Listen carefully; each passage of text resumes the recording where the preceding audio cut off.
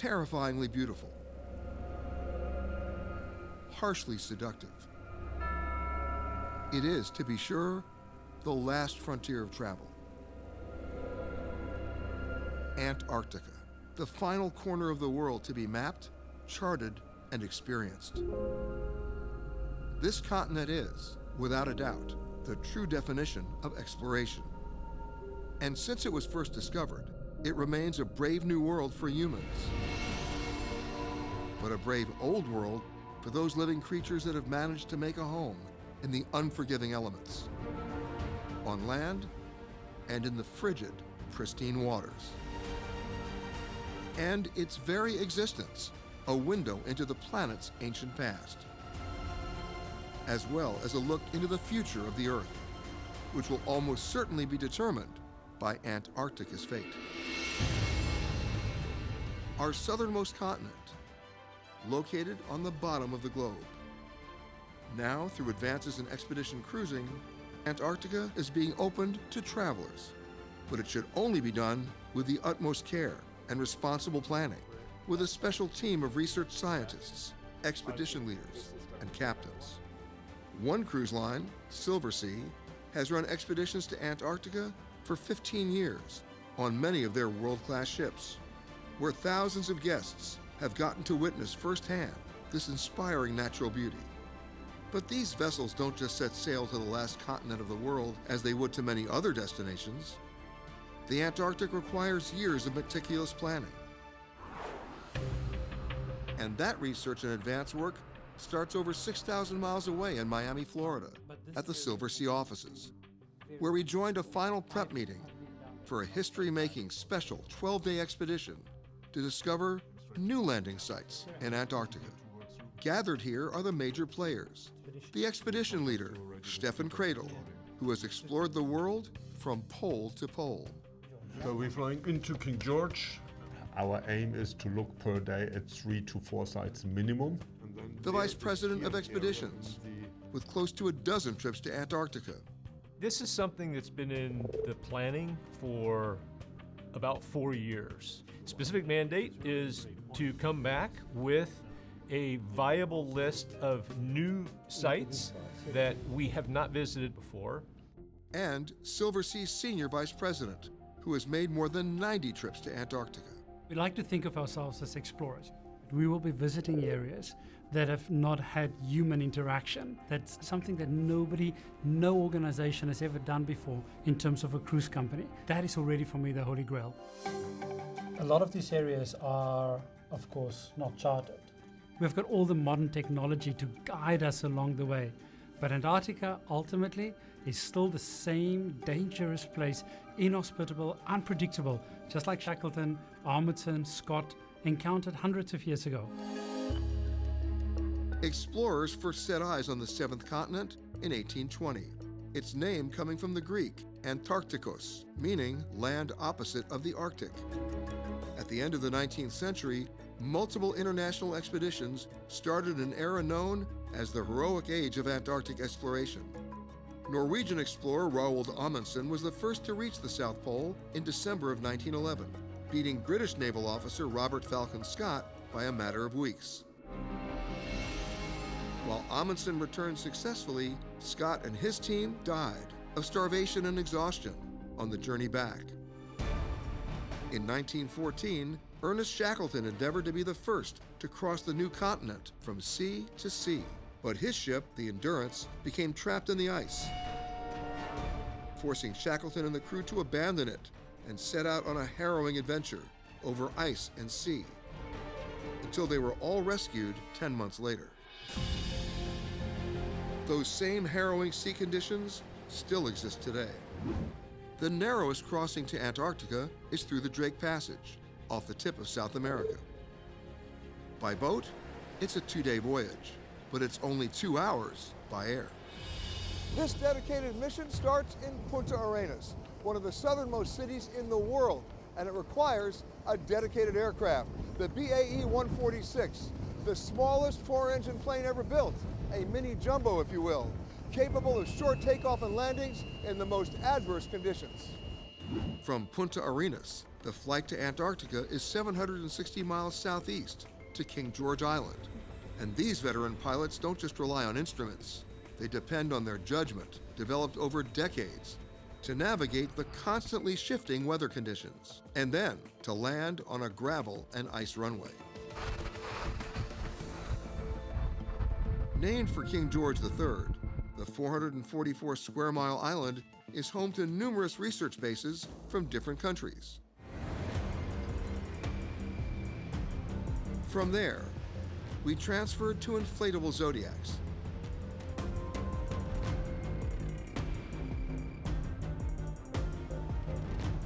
Which brought us to our home base for the next 12 days. This is a ship-to-ship, somewhat less elegant boarding process. You grab and hold on tight to safely get aboard. This ship, chartered by the Silversea expedition team, is about as far from a luxury cruise ship as you can get. It's not designed for comfort and style, but resilience and purpose. Welcome to the Betanzos, a ship built nearly 50 years ago as a fishing vessel in Spain. It did the same task here in South America before being converted to a fully functional research vessel. Today, the expedition leaders and research scientists on this ship are fishing for something else.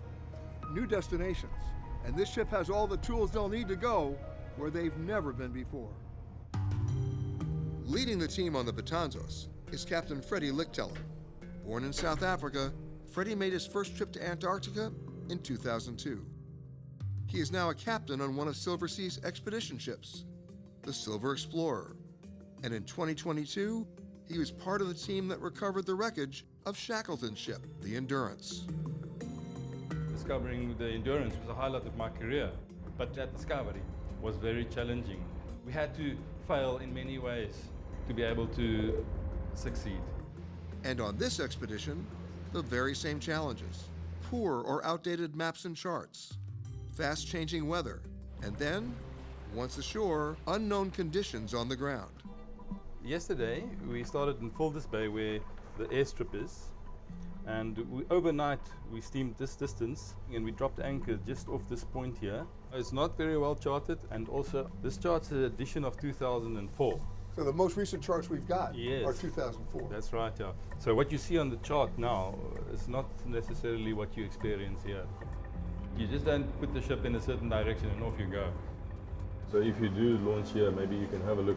If you don't have the ice, you have the weather. If you don't have the weather, you've got the visibility. So this is the harshest areas in the world to navigate. Antarctica is full of extreme records.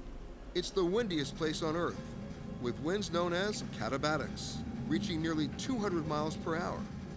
Antarctica has both the largest single mass of ice on the planet, as well as valleys that are the driest places on Earth. And the coldest temperature ever recorded was here in 1983, a beyond bone-chilling negative 128.6 degrees Fahrenheit.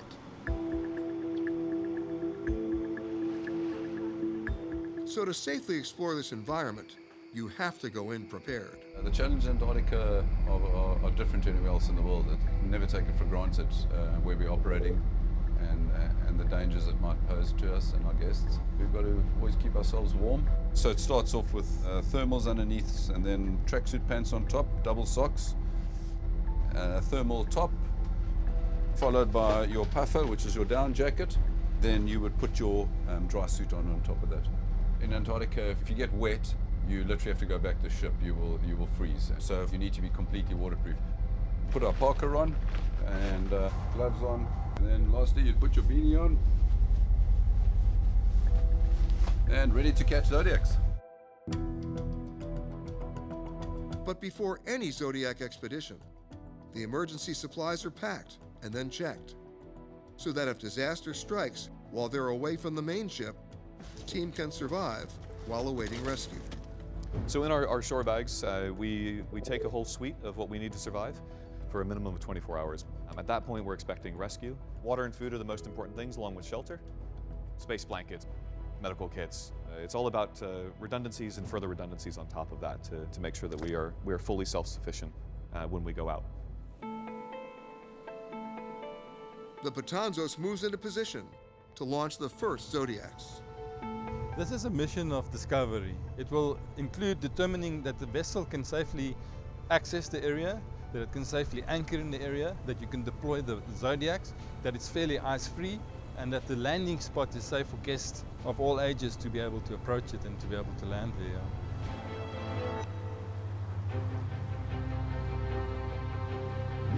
On the shore of Livingston Island, we approach on a body of water known, perhaps appropriately, as False Bay.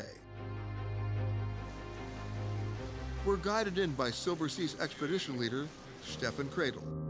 I've been in Antarctica since '98. A lot of places I've been many, many times. So the beauty of the mission is that we have the time to go to places I've seen before, but never had the time to go ashore to explore them. So we plan to find new places where the guest experiences something. That could be history, that could be geology, it could be fauna, flora, all the above.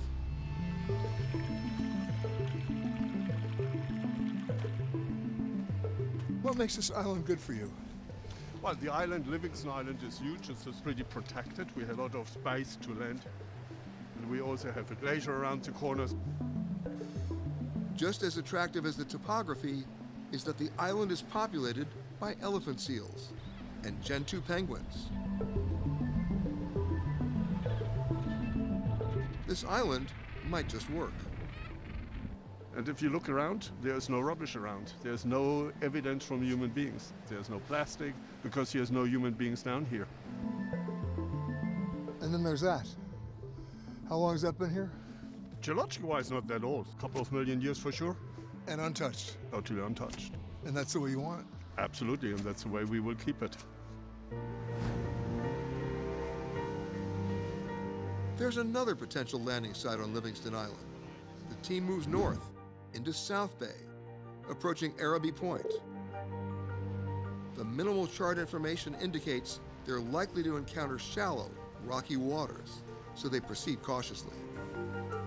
From where you are now, can you see, is it clear of ice? Is navigable? Give me another 5 minutes. So far it looks good, but I need another 5 minutes and I can reconfirm. Okay, good. It can be rocky anywhere. Can be anywhere bad. I aim for that spot. There's a lot of ice.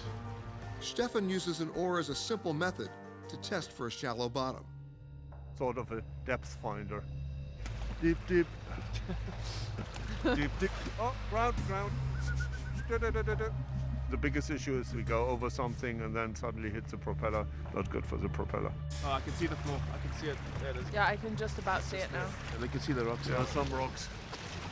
Because of the uncertain waters, Megan and Graham will serve as the frogs, so named because it's their job to enter the freezing water and manually guide the boat towards the beach. Are you still okay? Yeah. Oh, I'm on a big rock. Whoa, this is rocky. Megan, just mind your shins on the ice. Yeah. It's not nice. Okay. No, it's okay. I can have a quick Getting look. you guys in. I don't know if we're gonna be able to get much. Okay. Well, let's. With the ice, I wouldn't risk it. Yeah, I like the other place better. We just approached the landing site. There's a lot of rocks in the beach area. I think it's also not really the best place for a Zodiac operation. Roger, all copy, thank you.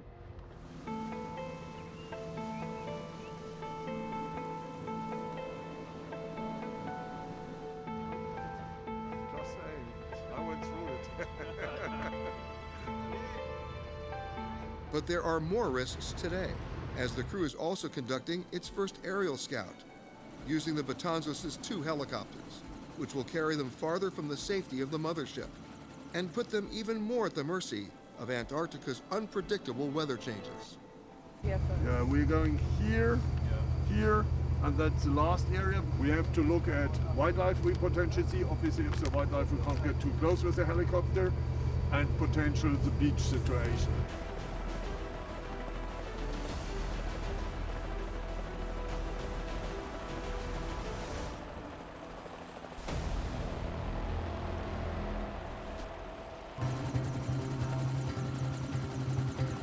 If something goes wrong out here, there are no airports and very few safe places to land.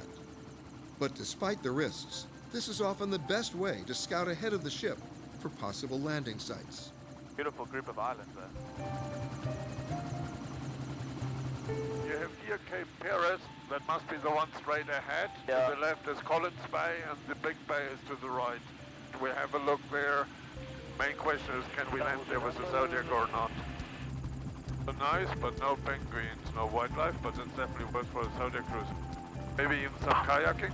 Even from a helicopter, you can scout kayaking from that kind of height. You can see you've got channels to go through. I always look for low-lying land because you need to be able to see the wildlife from a kayak. Anything interesting to report for you guys? I think that's a good landing spot. There's a nice little natural harbor there. You know, it doesn't look too hostile. That's Lorry Island. No, that Loro is to our left there, 10 o'clock, I think. That's Prospect in front of us. Okay. I think we covered something like 130 nautical miles in the space of just over an hour. I mean, on a ship that would take, 13 hours at 10 knots, and it took us just over an hour. So it saved a lot of time, but also gave us a quick little perspective of potential sites. And there were a few that had potential, but nothing replaces being in the Zodiac and actually doing the landing yourself.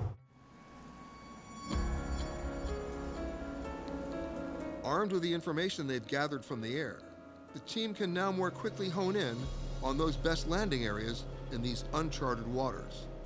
Starting 270 miles from King George Island at Cape Tuxen, discovered and named by Belgian explorers at the end of the 18th century, considered to be the first expedition in the heroic age of Antarctic exploration.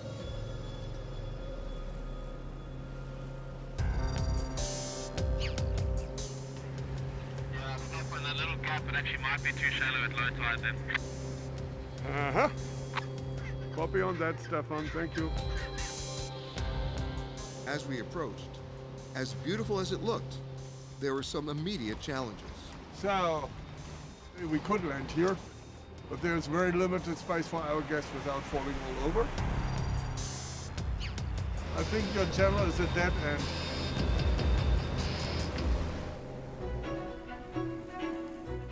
The next site may have better luck, even with a not-so-promising name. Moot Point, originally labeled as such in the early 20th century, because attempting to ascend the steep terrain was deemed almost immediately a moot point. Pretty cool place, eh? It's nice. I like it. It's a beautiful site. Glaciated bay, 2 species of penguins, easy to walk around, nice seals. Stefan, pretty good. Yeah, also just for your information, we consider the place where we are as a good landing. Okay, roger that. Thank you. Copy. Now, despite the name, it's no longer a moot point. It's a future destination for Silversea passengers.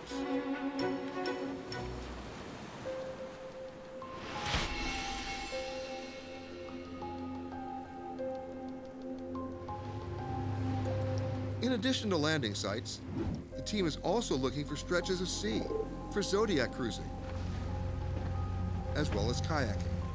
Imagine being on one of those old wooden ships down here 200 years ago. They were swaying a lot, that's for sure. This is a very special trip. After about 30 years of coming to Antarctica, to be able to look at charts and say, that looks really good, let's go there. It's just unbelievable. I see land. It's a little bit like the Shackleton feeling, you know, coming, there is land. See this little island coming into view at by 2 o'clock. I don't know if you want to go around that first and then the ship. Okay, let's go there. Let's first have a look there. Ah, there we go. Smell that. Yeah, I smell the birds. Nothing like the smell of 35,000 pairs of penguins first thing in the morning. Oh, this is a bigger colony than I expected. If I would be a kayaker, I would kayak here. I would kayak here too. It's brilliant. And the Tupinier Islands also get the team's approval as a location for future cruises.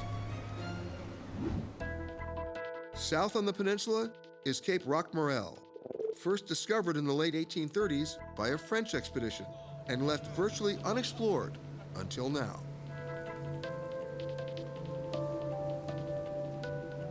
And, as the team discovered, perhaps for good reason. Do you have some birds up there that are nesting?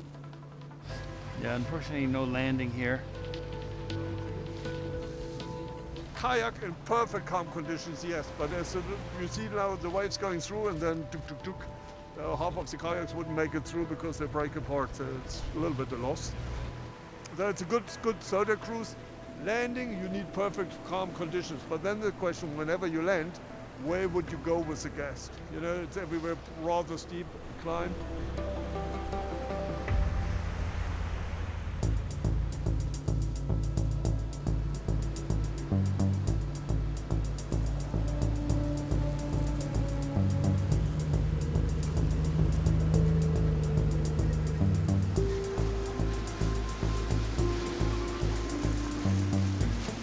Multiple sites are visited every day as the team narrows down the best choices.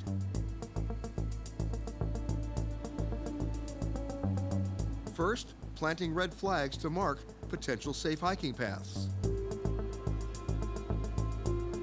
And then, after the routes are recorded, retrieving those flags to leave behind nothing but footprints in the snow, all while Captain Freddie navigates them through the hazards of Antarctica's waters. Those are a good target because there seems to be a little bit of an open lee between the icebergs here for you guys to go. All right.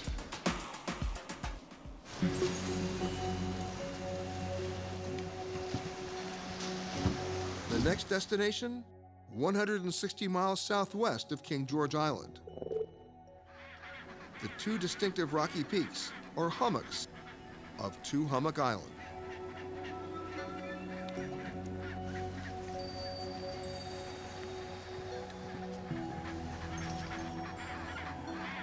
So this is a keeper. There's enough room for 100 people. Gorgeous. Difference in sizes. Hey, look at those two over there, how small they are. Fantastic. And chin straps. Which not too often down here. It's one of those places where you can stretch out the legs. Yesterday we looked at a couple of places where we saw we potentially could have landed very safe, but then there would be no space to go, or there were penguins, or the morphology was just too steep. Besides, it were places where there was no way to land 100 people at a time. Here you have all the space. We're heading back to the beach now. Copy. In addition to the space, you also have the view. Far off in the distance across the icy water is Brabant Island and the opening of Freud Passage, named for the famous psychoanalyst. Oh, it's a cool place. Also, if you look at the background. Yeah, it's beautiful.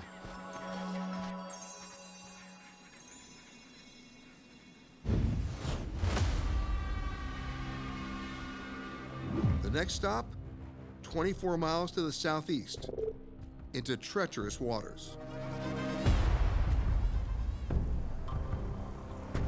My main concern is right now to get there in with the ice. Because we get a little bit of rising tide, the whole thing starts moving, breaking apart or whatever. I don't feel comfortable.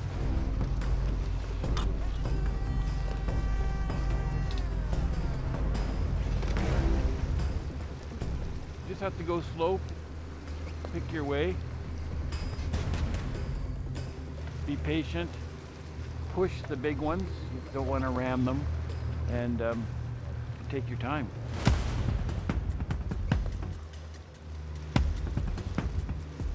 Sometimes it's a little bit different than what you expect with ice conditions or weather.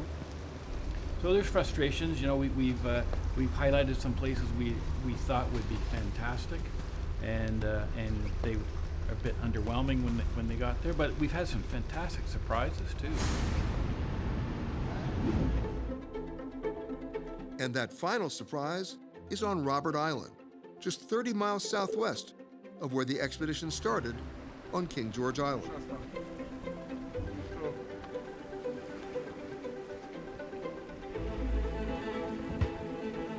Look at all that vegetation. Incredible. It's so green. The amount of green here is incredible. I've never seen so much green in Antarctica. but nice spot. I like it. Yeah, different. You can walk. You have all the elephant seals here, which is definitely a common hole-out for them, looks like.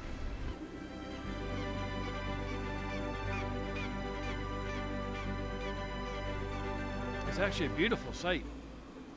It's spectacular. And I'm pretty sure no one comes here.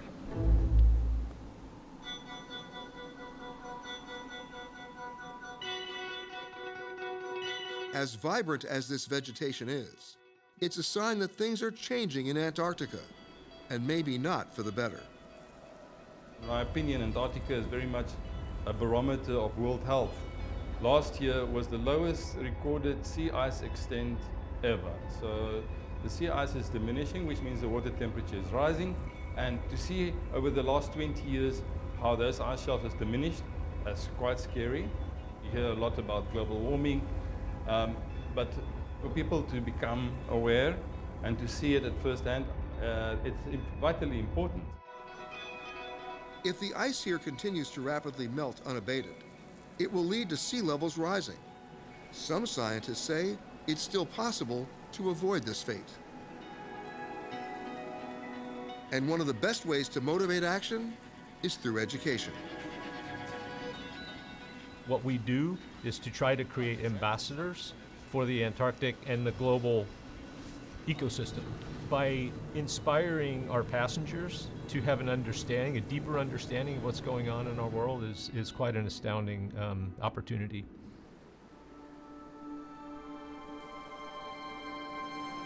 And those opportunities will come as a result of these new landing sites.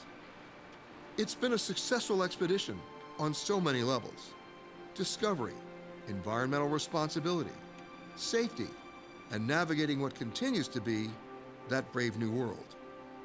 And as the team fills in many of the blank spaces on their charts, which will now help other mariners and explorers, the Silversea team can now knowledgeably prepare their ships, and in the process, their passengers, for future voyages to these previously unknown, unvisited parts of the Antarctic. Over 12 days, we covered over 1,000 miles. And in the end, The expedition traveled to more than 30 new destinations, and they made full landings at more than 20. Now, as they map these new places, the good news is within the next year, you'll be able to come here as well.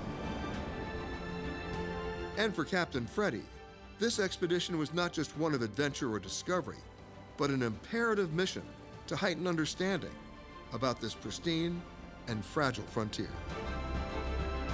We need to take care of this place, we need to look after it, and we need to make people aware of what is happening down here, to preserve it for what it is.